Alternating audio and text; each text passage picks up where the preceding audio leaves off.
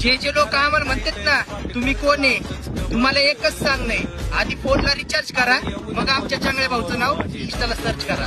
चांगला बोले. अरे गांडूळ तोंड्या, मी ऍज अ ऑडियन्स जर माझ्याकडे रिचार्जच नाहीये तर माझ्या फोन मध्ये इंस्टाग्राम चालणार कसं? आणि जर इंस्टाग्राम चाललंच नाही तर तुझा हा भाऊ या सरपटणाऱ्या प्राण्याला आम्ही बघणार कसं? अरे शाळेत गेला होतं की नाही गांडू? फॅमिली फ्रेंडली कॉन्टेंट काय. Hi guys, welcome back to the another roast video. तर आज आपण बघणार आहे इंस्टाग्राम वर पसरलेली घाण, म्हणजे चांगला बोले. ह्या लोकांनी इंस्टाग्राम वर जो बावळटपणाचा बाजार मांडून ठेवलाय ना, अरे बाप रे, काय सांगू तुम्हाला. लोक मंदिरात जातात, दानपेटीत 20 रुपये टाकतात आणि देवाकडे थार गाडी मागतात. चांगला बोले. पहिलं तर देव धर्म देऊळ याबद्दल बोलताना 100 वेळा विचार करावा. म्हणायचं काय तुला? 18 लाखात देवाला विकत घेणार आहेस का? नल्ल्या. लोक देवळात का दक्षिणा टाकतात माहितीये का? जर खऱ्या श्रद्धेने खऱ्या मनाने जर देवाकडे गेलो ना तर देव काही न घेता पण इच्छा पूर्ण करतो. आणि जी देणगी आपण मंदिरात देतो त्याचं एक रिझन असतं. कुठलंही मंदिर घ्या, तुम्ही देवळात जाता, पाया पडता, इच्छा मागता, निघून येता, पण त्या मंदिराची देखभाल करणं, त्याचं लाईट बिल भरणं, या सगळ्याचा खर्च त्या दानपेटीतून निघतो. कळलं का? ते मंदिर टिकून राहतं त्या पैशावर. मूर्ख. देवाला 10 लाख दिले म्हणजे देव 1 करोड देणार. देवाला विकत घेणार का तू?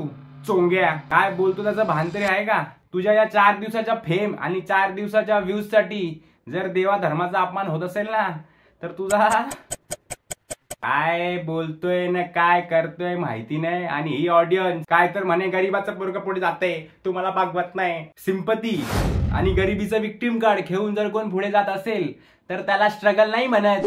जर आर्टिस्ट खरा आहे ना तर तो त्याच्या स्ट्रगलचा सिंपती बनवून वापर नाही करत. तो त्याच्या आर्टवर, तो त्याच्या दमावर पुढे जातो. एखादा डायलॉग गुगल वरून उचलायचा आणि त्याच्या पाठी करायचं व्हायरल, आणि खाली कॉमेंट सेक्शन मध्ये यांची कल्ट ऑडियन्स.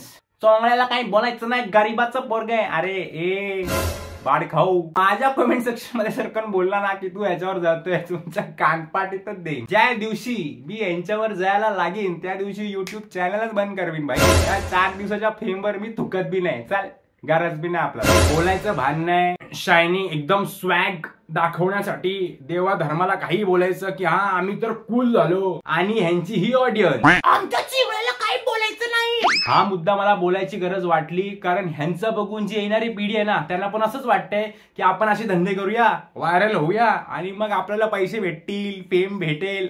काही नाही भेटणार आहे, आधीच सांगतो. 4 दिवस भेटेल, 5व्या दिवशी ठप होऊन जाल. हे बघा, कोळसा रगडल्यावरच हिरा बनतो, मोरनी बोले. काय बोललो मी? पोरांना आता असं वाटायला लागले की हेच करायचंय. काय करायची स्क्रिप्टिंग, काय करायची ऍक्टिंग, काय करायची एडिटिंग वगैरे, काय आर्ट बीट काही ठेवलेलं नाही. इंस्टाग्रामवर या करा, व्हायरल व्हा, बस. आपली ऑडियन्स आहेच. गरीबाचं पोरग आहे, गरीबाला काही बोलायचं नाही. असं कसं गरीबाचं पोरग वर जात आहे तर तुम्हाला बघवत नाही? आणि ह्यांचं बघून जी पोरं इन्स्पायर होत आहेत आणि त्यांना असं वाटतंय की करू आपण इंस्टाग्रामवर व्हायरल होऊ मस्तपैकी, आपल्याला पिक्चर भेटेल मस्तपैकी. तुम्हाला एक गोष्ट सांगतो, तो सूरज चव्हाण पिक्चर वगैरे आला. आता बघूया ना सूरजला किती पिक्चर भेटतात. आता बघूया ना लोक किती पिक्चर करून घेतात की सूरज पिक्चर कर, ऍक्टिंग कर, असं कर, तसं कर. भाई इंडस्ट्री है ही. अमित बड़ाना ने कहा था ये इंडस्ट्री है, ये उगते हुए सूरज को सलाम करते हैं. तर जर तुमच्यामध्ये टॅलेंट नाहीये, तुम्हाला जर कोणीतरी डोक्यावर उचलून घेतलं कारण तुमच्या 4 व्हिडिओ व्हायरल झाल्या आणि त्याच्यानंतर तुमचा फेम उतरला, डोक्यावर आपटाल, डोक्यावर. आर्टिस्ट कधी गरीब श्रीमंत मिडल क्लास नसतो. आर्टिस्ट असतो भाई. आणि असे हे असे करणारे खूप सारे. त्याच्यातला अजून एक महान इंस्टाग्राम इन्फ्लुएन्सर, त्याला पाहूया आपण. आता भोंगड्या आलाय ट्रेंडिंगला. लय करायची नाही घाई. आता भोंगड्याचं नाव अख्ख्या मार्केट मध्ये गाजतंय. तुम्ही पळून जायचं नाही. भोंगड्या बोले. भावा, तुला प्रीमॅच्युअर इजॅक्युलेशनचा प्रॉब्लेम वगैरे आहे का? एक मिनिट, तुला कळलंच नसेल ना प्रीमॅच्युअर इजॅक्युलेशन काय असतं ते. शीघ्र नाही, कारण ज्या पद्धतीने हा असा झिरकलाय, असं काय प्रॉब्लेम असेल तर सांग भाई, आपण करूया. टेन्शन नको घेऊ. भले आपण पाठी राहिलो असू तरी चालेल, पण सायन्स खूप पुढे गेलाय. उपाय आहेत भाई याचे. आता भोंगड्या पितोय स्टिंग, कारण भोंगड्या झालाय टॉपचा किंग. भोंगड्या बोले किंग पितोय स्टिंग. वाह, रॅपर तो MC गावठी, संबाटा, रॉक्सन हे तर असेच आहेत. हाय असली रॅपर. आज चोंगळ्या आणि भोंगळ्या दोघांना असा मिळून यांच्या असा चोळल्या पाहिजे की यांची डोक्यातली घाण उतरली पाहिजे. काय याला अर्थ? काय तर म्हणे टॉपचा किंग. कोणाच्या टॉपवर जाऊन बसला होता? 20 रुपयाची स्टिंग पिऊन किंग झाला आहे. काय आणि हे झटके काय मारतोय भाई? काय ढुंगणामध्ये आर्थिंगची वायर लावली काय? आणि लोक म्हणतात गरीबाच्या पोरांना सपोर्ट करत नाही तुम्ही. काय राव, काय आहे याच्यामध्ये सपोर्ट करायला? लॉजिक पासून टॅलेंट पर्यंत जे जे काय असतं ते मला ह्याच्यात शोधून दाखवा. आता हीच जर दोन पोरं स्वतः मधला काहीतरी टॅलेंट ओळखून जर त्याच्यावर काम करत असतील, सिंगिंग, ऍक्टिंग, रायटिंग, काहीही, तर ती गोष्ट योग्य होती की हा सपोर्ट करा अशा पोरांना. हे काय तो व्हायब्रेटर लावल्यासारखं झटके मारता. यांना स्वतःची नावं ठेवायला पण लाज वाटत नाही. भोंगळ्या, चोंगळ्या, डोंगळ्या. आणि आधी तो छोट्या पोरींचा ढापलेला चष्मा परत कर. तो पण उलटा घातलाय. चष्मा घालायची अक्कल नाही आणि यांना इन्फ्लुएन्सर बनायचंय. काय तर म्हणे गरीबाची पोरं सपोर्ट करा.